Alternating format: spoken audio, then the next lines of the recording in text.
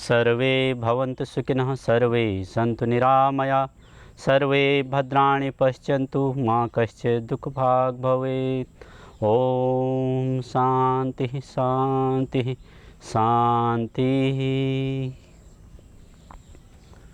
अष्टांग योग के क्रम में हमने पिछले एपिसोड में चर्चा की थी यम की। बहिरिंग योग के अंतर्गत आज हम चर्चा करेंगे नियम की। जो हमने पिछले भाग में चर्चा की यम की, वो हमारे मनुष्य जीवन के भौतिक अनुशासन, सांसारिक अनुशासन, सांसारिक नियम धर्म का पालन करने के लिए यम की चर्चा हमने की थी। आज हम चर्चा करेंगे नियम की।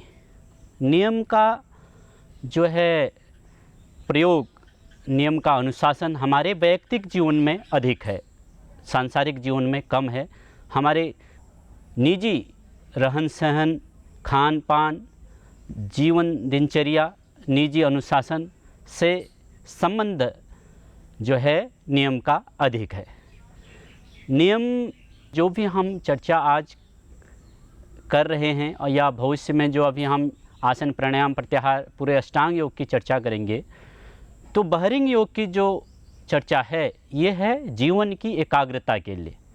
जीवन में जो हमारे मन में उठने वाले राग, द्वेष, क्रोध, मोह, ये जितने भी जो चंचलता है, चपलता है, ये चित्त की जो है चंचलता है, इसको कंट्रोल करने के लिए, इसको एकाग्र करने के लिए बहिरिंग योग की साधना की जाती है। और बहिरिंग योग जब सिद्ध हो जाता है, यम नियम आसन प्राणायाम प्रत्याहार की सिद्धि हो जाती है, उसमें हम अनुशासित हो जाते हैं, अपने मन को एकाग्र करने हम धीरे धीरे लग जाते हैं।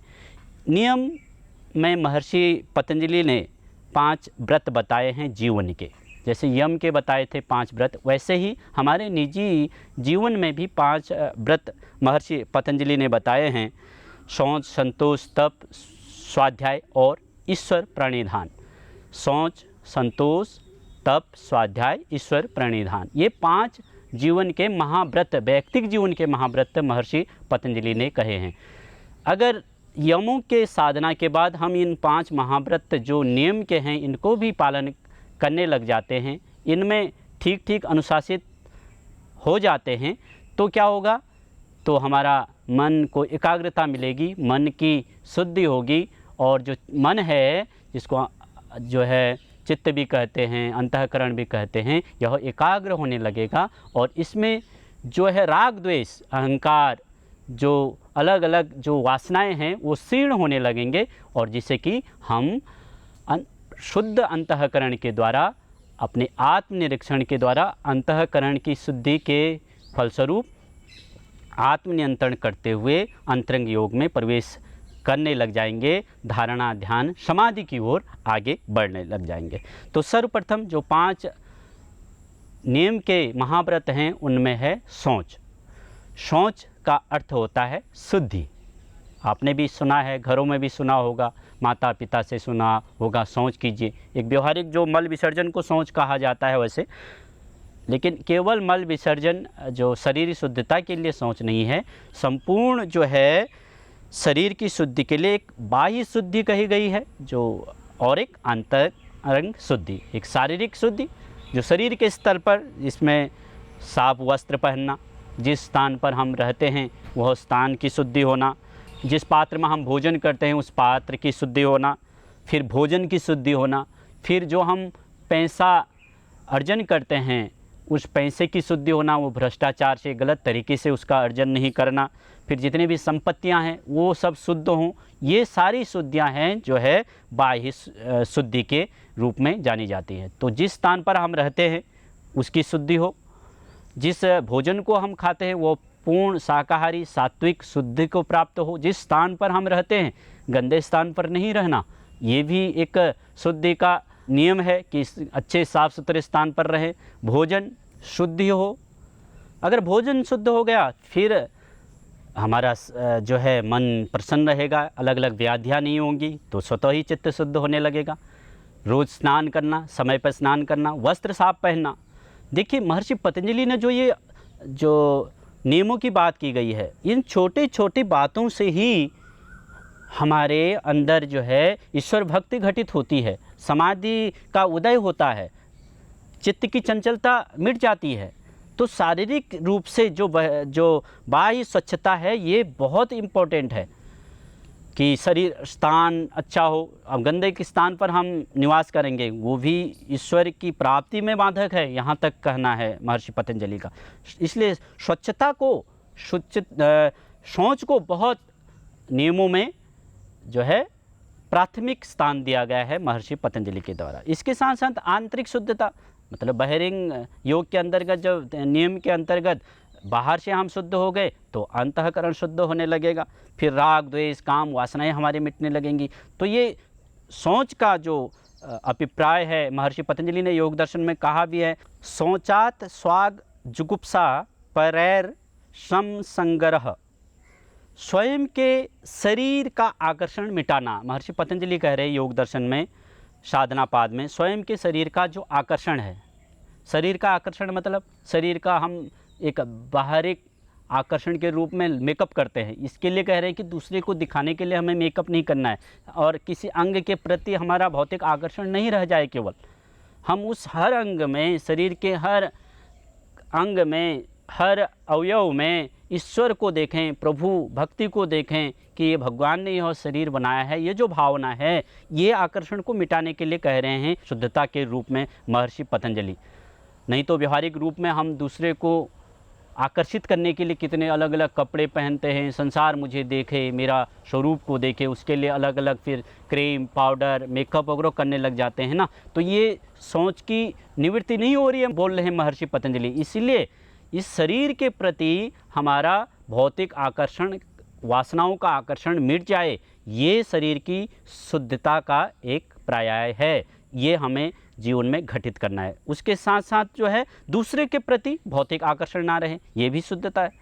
तो ये वासनाएं जो हमें जीवन में घेर देती हैं तो वो क्या करती है, तो हमें अपने जो वास्तविक स्वरूप है इस शरीर का स्तर पर, इस जीवन के स्तर पर, जो ये जीवन है हमारा, ये भौतिक शरीर है, इसको हम नकली स्वरूप देने लग जाते हैं इन वासनाओं के चक्कर में। इसीलिए शरीर को शुद्धि के जो रास्ते बताए महर्षि पतंजलि ने योग दर्शन में, इसलिए बाहरी आकर्षण, हमारा इस जीव जगत के प्रसंग में आकर्षण जो है वो मिट जाए और वासना के रूप में ना रहो, सब में हम भगवत्ता देखें, ईश्वर स्वरूप हम सबको देखें, ये भाव का हमारे जीवन में जन्म हो। फिर बाह्य आकर्षण और आंतरिक पवित्रता के मन में एकाग्रता आती है।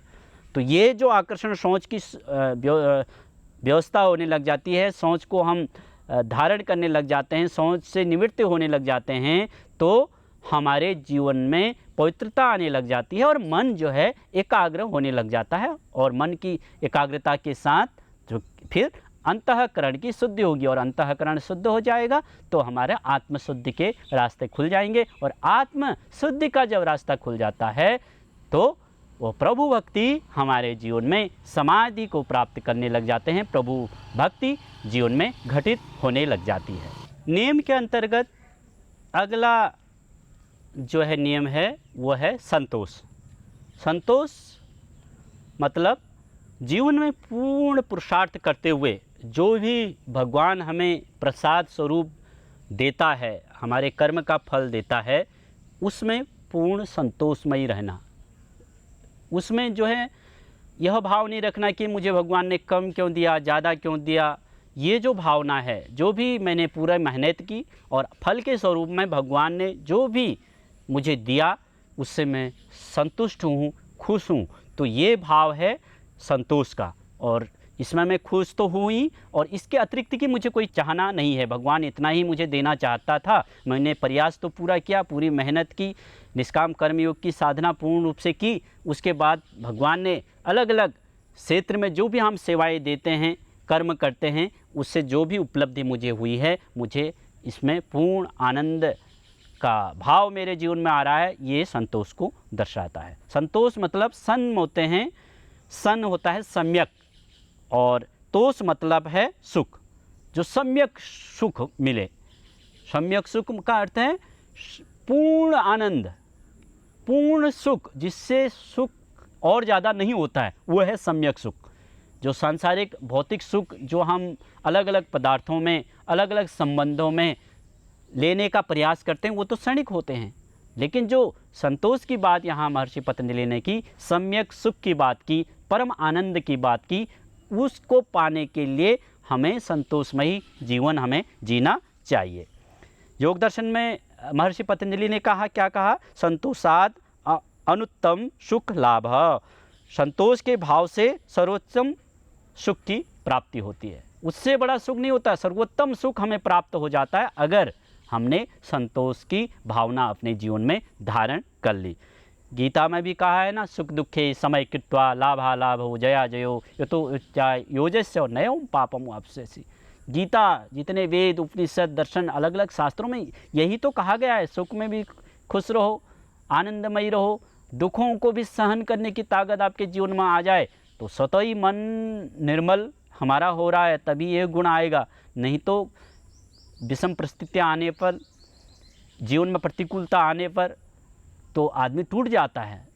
फिर कई बार तो अपनी आत्महत्या कर लेता है, आत्मदाह कर लेता है, फांसी लगा लेता, अलग अलग गलत काम करने लग जाता है, जिस नहीं करना चाहिए जो। इसीलिए जिसके जीवन में संतोष है, जिसमें पूर्ण रूप से आनंद है, जिसके अंदर ईश्वर भक्ति है, जिसके मन में निर्मलता है, ईश्वर भक्ति है, वो संतोषमयी जीवन जीता है। इसलिए महर्षि पतंजलि ने योग दर्शन में कहा, जो नियम के अंतर्गत हमारे जीवन में पूर्ण जो है संतोष का भाव होना चाहिए, हम संतोषी होने चाहिए। भगवान ने जो दिया है उसमें पूर्ण रूप से खुश रहना, लेकिन पुरुषार्थ पूरा करना। पुरुषार्थ पूर्ण करते हुए जितना भगवान ने हमें अपने कर्म का फल दिया उसमें खुश रहना, दूसरे की अपेक्षा नहीं करना, दूसरे के वस्तुओं पर कोई इच्छा नहीं करना और भगवान का धन्यवाद करना, प्रभु मैंने इतनी मेहनत की और आपने इतना मुझे दिया है, इससे मैं बहुत रूप से खुश हूँ।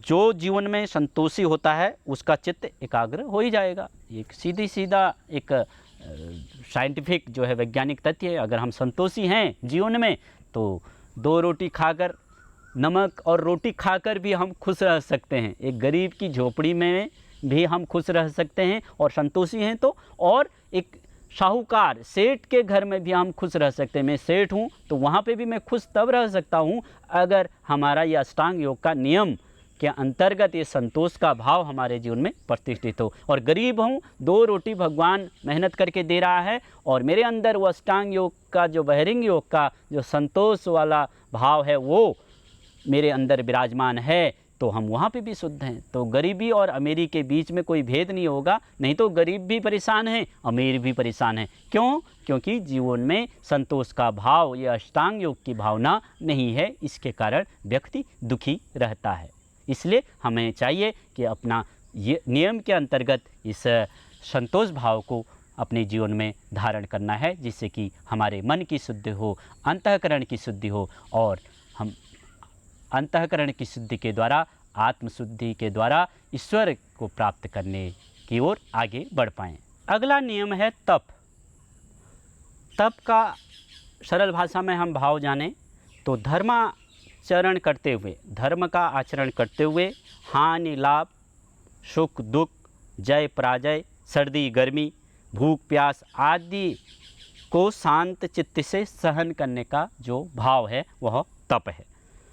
भाष्यकार योग दर्शन में कहते हैं तपो द्वंद्व सहनम। जीवन में अनेकों प्रकार की चुनौतियां जो आती हैं, जो बाधाएं आती हैं, उनको सहने का जो ताकत है वो जो है तप है।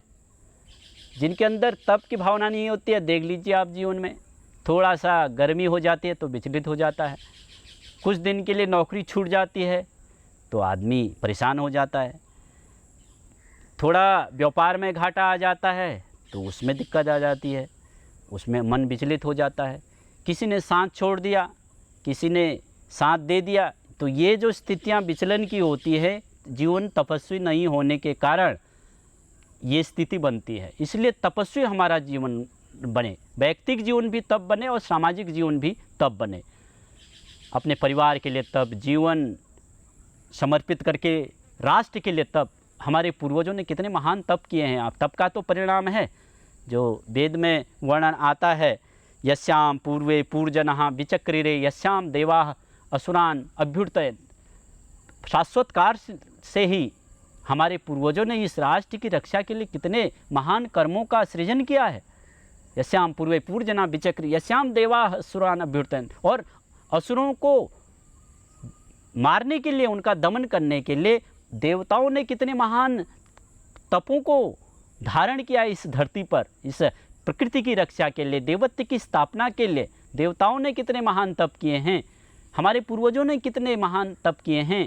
ये तपों को धारण करके ही हम जो है चित्त शुद्धि के द्वारा आत्मशुद्धि की ओर आगे बढ़ते हैं। जो ऐसे तपों को धारण करता है तो उसका जीवन तप स्वरूप बनकर राष्ट्र उन्नति के लिए, व्यक्तिगत उन्नति के लिए महान उत्कर्षों को प्राप्त करता है।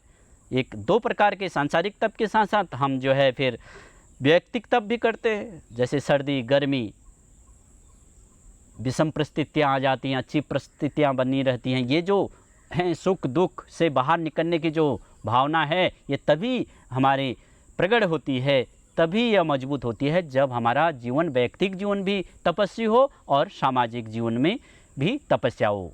ये तप का भाव जो है अष्टांग योग के नियम में महर्षि पतंजलि ने कहा है कि हमारे व्यक्तिगत जीवन में जो तप इस प्रकार हो कि इस वस्तु के बिना भी क्या मेरा काम चल सकता है, क्या अपरिहार्य है इसको यूज करना। अगर अपरिहार्य है तो उसको उपयोग करें, उसका उपार्जन करें, नहीं तो उसके बिना भी मैं खुशी खुशी जीवन व्यतीत कर सकता हूँ। ये व्यक्तिगत जीवन में भी तप और सामाजिक जीवन में हमारे पूर्वजों का इतना महान इतिहास है, वो हमें आंदोलित करता है कि हम भी तपस्वी सामाजिक रूप से बने। ये दोनों प्रकार का वो जो तप है इसको हम धारण करें और अपने मन की शुद्धि के द्वारा अंतःकरण की शुद्धि की ओर आगे बढ़ें।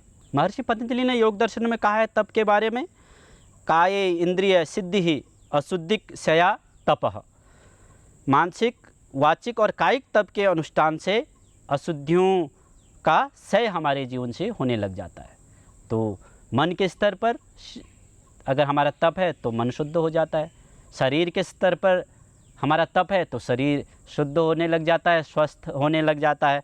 और वाणी के स्तर पर अगर हम व्यवहार हमारा अच्छा है तो वो कैसे होगा, वो तप के द्वारा होगा, वाणी का तप होगा तो वाचिक जो है तप भी हमारे जीवन में घटित होने लग जाता है। ये जितने भी तप की बातें हमने की ये जो है किसके लिए है, शरीर की शुद्धि के लिए, इंद्रियों की शुद्धि के लिए ये तप की बात जो है ये नियम के अंतर्गत आती है। अगला जो तप के बाद जो है स्वाध्याय, स्वाध्याय का गुण। स्वाध्याय स्वयं का आत्मनिरीक्षण करना, स्वयं का अध्ययन करना, मैं कौन हूँ, क्या हूँ, ये स्वाध्याय कहलाता है। स्वाध्याय करने से राग द्वेष क्षीण हो जाते हैं, मन का अहंकार मिट जाता है, जीवन में अपनी गलतियों का बोध होने लग जाता है। अगर स्वाध्याय करें हम जीवन में तो स्वाध्याय दो प्रकार का है, एक वैयक्तिक अंतःकरण का स्वाध्याय, आंतरिक स्तर पर स्वाध्याय, एक है बाहरी रूप से स्वाध्याय। बाहरी रूप से मन की शुद्धि के लिए जैसे वेद, उपनिषद, गीता, जो वैदिक शास्त्रों का अध्ययन करना जिससे कि हमारा अंतःकरण शुद्ध हो, ये भी हमें रास्ता बताते हैं, अंतःकरण की शुद्धि का रास्ता बताते हैं जब हम स्वाध्याय करते हैं। जैसे गीता का हम स्वाध्याय करें, वेद की ऋचाओं का स्वाध्याय करें तो वहाँ से क्या होगा, हमें यह प्राप्त होगा कि ज्ञान प्राप्त होगा, हमारा मन शुद्ध होने लगेगा। अरे हमारे पूर्वजों ने इतने महान कर्म किए थे, उनके पद चिन्हों पर हम आगे बढ़े, उनके अनुगामी बने और अंतःकरण के स्तर पर आंतरिक रूप से स्वाध्याय अगर करने लगे तो हमारा क्या होगा, मन की शुद्धि होने लगेगी, हमें अपने गलतियों का, अपने अपराधों का बोध होने लगेगा। जैसे अंतःकरण की शुद्धि के लिए रोज़ सुबह उसे उठकर शाम को जब हम शयन कक्ष में जाते हैं तो शयन कक्ष में सोने से पहले हम अपने दिन भर की गतिविधियों का मूल्यांकन कर सकते हैं। आज मैंने किसको गलत शब्द बोले, किसकी ओर गलत दृष्टि डाली, कौन सा गलत आज भोजन कर दिया, ये जो है हमें सिखाता है जो है स्वाध्याय। इससे हमारा स्वाध्याय जो है, जो भी गलतियाँ होंगी उनसे हम सुधार करें और अच्छाइयों को और धारण करते हुए उनसे प्रोत्साहित करें। आज अच्छे कर्म भी किए हैं तो उससे हमें प्रोत्साहन भी मिलता है। तो ये स्वाध्याय के बारे में महर्षि पतंजलि जो भाष्यकार कहते हैं, स्वाध्यायो मोक्ष शास्त्राणाम अध्ययनम प्रणव जपो वा। स्वाध्याय क्या है? एक तो बाहरिंग, जैसे मैंने अभी बताया कि बाह्य रूप से मोक्ष शास्त्रों का अध्ययन करना, वैदिक शास्त्रों का अध्ययन करना, और अंतःकरण शुद्धि के लिए अपने अंदर की जो वासनाएं हैं, जो मन स्तर पर, इंद्रियों के स्तर पर जो वासनाएं हैं, उनको मूल्यांकन करना कि ये मेरे अंदर गलतियां हैं, ये मैं क्यों कर रहा हूँ, और इनको मिटाने के लिए प्रणव का जप करना, ओम का जप करना, ओम या गायत्री मंत्र का जप करना, उससे भी मन की शुद्धि होने लग जाती है। तो स्वाध्याय हमारे जीवन में प्रतिष्ठित हो नियम के स्वरूप, और जिससे कि हमारा अंतःकरण शुद्ध हो, अंतःकरण के जो दोष है, जो राग हैं, वो जो है क्षीण होने लगें और मन में एकाग्रता घटित हो सके। साधना पाद में महर्षि पतंजलि ने क्या कहा? स्वाध्यायात इष्ट देवता संप्रयोगः। वैदिक मोक्ष शास्त्रों का पठन पाठन व ओम गायत्री मंत्र के जप से ईश्वर, वैदिक विद्वान, योगी, साधु संतों का आश्रय मनुष्य को मिलने लग जाता है। किसके द्वारा? वैदिक मोक्ष शास्त्रों का अध्ययन करके क्या होगा, और शास्त्रों का अध्ययन करके और गायत्री मंत्र का जप करके हमें क्या है? ईश्वर की प्राप्ति होती है, श्रेष्ठ गुरुजनों की प्राप्ति होती है, अच्छी संगति मिलती है। ये महर्षि पतंजलि ने योग दर्शन में कहा है, जिससे कि हमारा मन शुद्ध होने लग जाता है। अब अंत में है ईश्वर प्राणिधान। तो नियम के अंदर शौच, संतोष, तप, स्वाध्याय, और अगला अंतिम है ये ईश्वर प्राणिधान। ईश्वर प्राणिधान मतलब जो भी हम कर्म कर रहे हैं वो ईश्वर को समर्पित भाव से कर रहे हैं। ये भाव जो है ये ईश्वर प्रणिधान के अंतर्गत आता है। जो भी हम करें व्यवहारिक रूप से कुछ तो कुछ करेंगे ना, हम खेलेंगे, खाना बनाएंगे, भोजन करेंगे, नौकरी व्यवसाय करेंगे, पढ़ाई करेंगे, बिजनेस व्यापार, अलग अलग कर्मों में हम लगे रहेंगे। इन सभी भौतिक कर्मों को ईश्वर को समर्पित करने का जो भाव है वह ईश्वर प्रणिधान के अंतर्गत आता है। योग दर्शन में महर्षि पतंजलि कहते हैं समाधि सिद्धि ही ईश्वर प्रणिधानात्, अर्थात शरीर, वाणी और मन से होने वाले कर्म के फलों को जो है ईश्वर को समर्पित कर देना, ये जो है ईश्वर प्रणिधान कहा है महर्षि पतंजलि ने।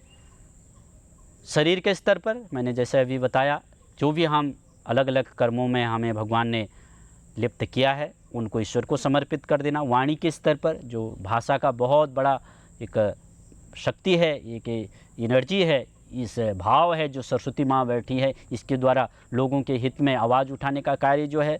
और मन के स्तर पर ये जो भी हम कर्म करें, जो शुभ कर्म करें, उनके फलों को ईश्वर को समर्पित कर देना कि ये भगवान करा रहा है जी, मेरे से जो भी अच्छा काम करा रहा है। ये जो भाव है ये ईश्वर प्रणिधान को हमारा व्यक्त करता है। शरीर के स्तर पर ईश्वर के नियमों का पालन करना, अरे गीता में, वेदों में, उपनिषदों में जो कहा है ये मानना कि हाँ भगवान मुझे देख रहा है, भगवान ने जो कहा है गीता में, उपनिषदों में, दर्शन में ठीक कहा है, ये जो भाव है ये शरीर के स्तर पर हमारा जो भक्ति हो गई, ईश्वर प्रणिधान हो गया। और ईश्वर साक्षात्कार को लक्ष्य बनाकर कर्म करना, ईश्वर को प्राप्त करना है, यही हमारा जीवन का लक्ष्य होना चाहिए। कर्म तो हर कोई कर रहा है, आपके अड़ोसी पड़ोसी, आप जो भी कर रहे हैं, क्यों कर रहे हैं? इसका लक्ष्य क्या है कर्मों का? इसका लक्ष्य होना चाहिए, अष्टांग योग के अंतर्गत महर्षि पतंजलि कह रहे हैं कि मुझे ये जो भी भौतिक कर्म कर रहे हैं, बच्चों के लिए, देश के लिए, समाज के लिए जो भी मैं कर्म कर रहा हूँ, उसका लक्ष्य जो है ईश्वर को प्राप्त करना है। ये जब लक्ष्य होगा तो जीवन की जो पूरी जो कुंडली है ना, वो अष्टांग योग के अंतर्गत समाहित हो जाएगी, ऐसा भाव रहेगा। इसलिए जो भी हम कर्म करें वो ईश्वर प्रणिधान होकर करें कि मुझे जीवन में तो अंतिम जो लक्ष्य है वो परम आनंद को पाना है, ईश्वर को पाना है, समाधि को पाना है। ये जो भाव है, ऐसा जो भाव है वो है ईश्वर प्रणिधान। और ईश्वर प्रणिधान के साथ ही ये जो नियम की श्रृंखला है, जो 5 महाव्रत वैयक्तिक जीवन में, वैयक्तिक अनुशासन में जो रहने के लिए महर्षि पतंजलि ने बताया है, इसकी पूर्ण आहुति आज होती है। आगे हम चर्चा जारी रखेंगे। आसन प्राणायाम प्रत्याहार की ओर आगे बढ़ेंगे अगले एपिसोड में। तब तक के लिए इस एपिसोड को यहीं विराम देते हैं। ओम शांति शांति शांति।